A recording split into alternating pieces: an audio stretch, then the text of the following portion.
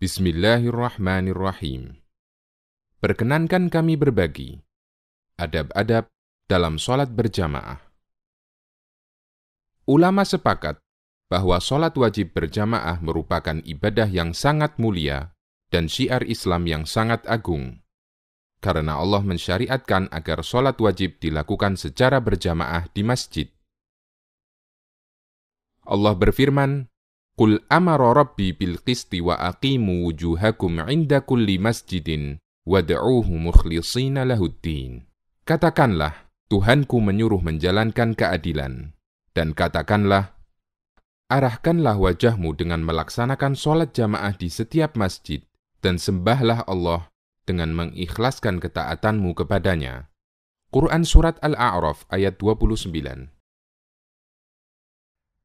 Karena itu, Rasulullah Shallallahu Alaihi Wasallam memberikan perhatian besar terhadap sholat jamaah. Beliau bersabda, "Sholatul jama'ati tafdulu sholatal faddi bi 27 darajah." Sholat jamaah lebih utama dibandingkan sholat sendirian dengan 27 derajat. Hadis riwayat Bukhari dan Muslim. Bahkan beliau merasa kehilangan ketika ada sahabat yang tidak ikut sholat berjamaah. Ubay bin Ka'ab radhiyallahu anhu menceritakan, suatu hari ketika Rasulullah Shallallahu Alaihi Wasallam mengimami sholat subuh, beliau bertanya kepada para makmum, apakah si A datang? Apakah si B hadir? Beliau menyebutkan beberapa orang munafik. Kemudian beliau bersabda, sesungguhnya shaf pertama itu seperti shaf para malaikat. Andai kalian tahu keutamaannya, kalian akan berebut untuk mendapatkannya. Hadis riwayat Abu Dawud, An-Nasai, dan disahihkan oleh Al-Albani. Agar sholat jamaah kita lebih sempurna, Rasulullah Shallallahu Alaihi Wasallam mengajarkan berbagai macam adab.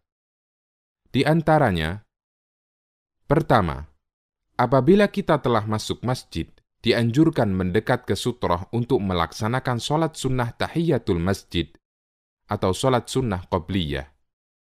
Rasulullah Shallallahu Alaihi Wasallam bersabda, "Idza dakhala ahadukumul masjida falyarka' raka'ataini qabla an yajlisa." Apabila kalian masuk masjid, lakukanlah sholat 2 rakaat sebelum duduk. Hadis riwayat Bukhari dan Muslim. Kedua, jika waktu iqamah masih lama, duduklah dengan tenang menghadap kiblat dan perbanyak membaca doa, karena doa antara adzan dan iqamah tidak tertolak. Rasulullah Shallallahu Alaihi Wasallam bersabda, "La yuraddu du'a'u bainal adzani wal iqamah." Doa antara adzan dan iqamah tidak ditolak. Hadis riwayat Abu Dawud, Tirmidzi, dan disahihkan oleh Al-Albani. Ketiga, jika iqamah dikumandangkan, sementara Anda sedang sholat sunnah dan tidak memungkinkan untuk segera diselesaikan, maka batalkan sholat sunnah dan bergabunglah di shaf untuk melaksanakan sholat wajib. Rasulullah Shallallahu Alaihi Wasallam bersabda, "Idza uqimatis sholatu, fala sholata illa al-maktubah." Apabila iqamah telah dikumandangkan, maka tidak ada sholat kecuali sholat wajib. Hadis riwayat Muslim. Keempat, pastikan semua yang mengganggu telah Anda singkirkan, karena kita dituntut untuk khusyuk ketika sholat. Di antaranya, dengan mematikan bunyi HP. Nabi Shallallahu Alaihi Wasallam bersabda, "Inna fis sholati la syughla." Sesungguhnya dalam sholat itu sudah banyak kesibukan. Hadis riwayat Bukhari dan Muslim. Orang yang sholat, dia disibukkan dengan merenungi bacaan-bacaan sholat dan gerakan-gerakannya. Karena itu, jangan sampai kesibukan dalam sholat tersebut ditambah lagi dengan kesibukan yang tidak bermanfaat.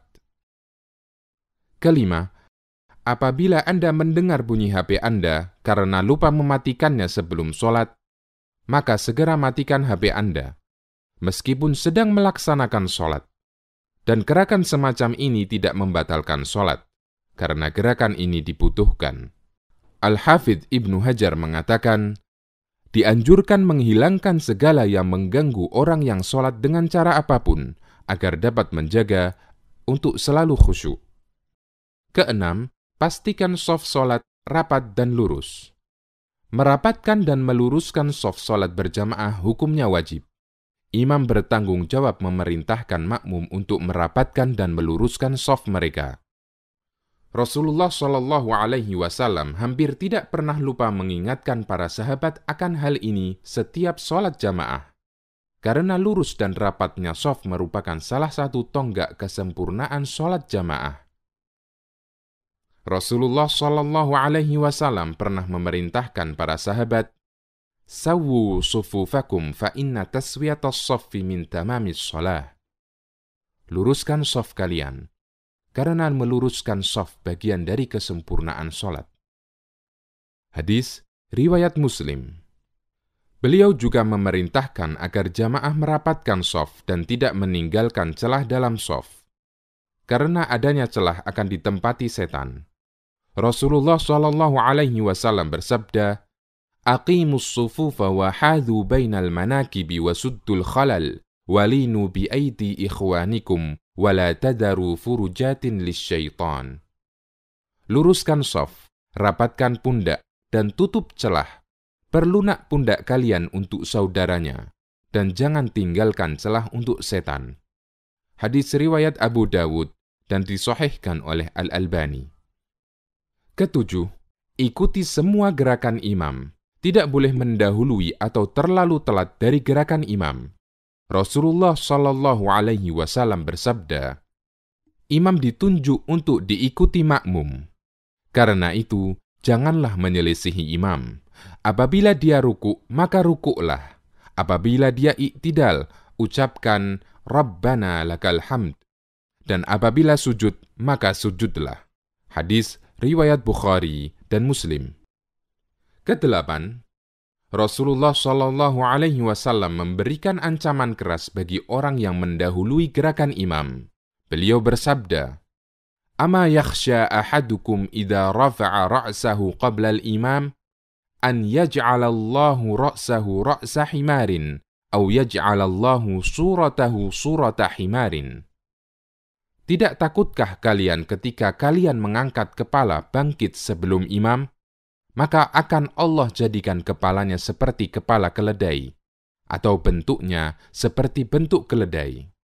Hadis riwayat Bukhari dan Muslim. Kesembilan, apabila imam lupa gerakan sholat, makmum dianjurkan mengingatkannya dengan membaca Subhanallah bagi laki-laki dan menepukkan tangan bagi wanita. Rasulullah Shallallahu Alaihi Wasallam bersabda, "Innama ana basyarum mithlukum, ansa kama tansaun, fa idza nasitu fadzakkiruni." Saya hanyalah manusia biasa seperti kalian. Saya lupa sebagaimana kalian lupa. Apabila saya lupa, ingatkanlah saya.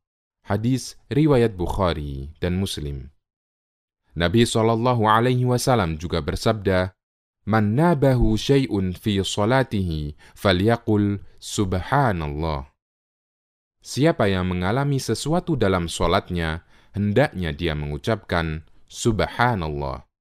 Hadis riwayat Bukhari dan Muslim. Semoga kita dimudahkan untuk selalu istiqomah dalam menjalankannya.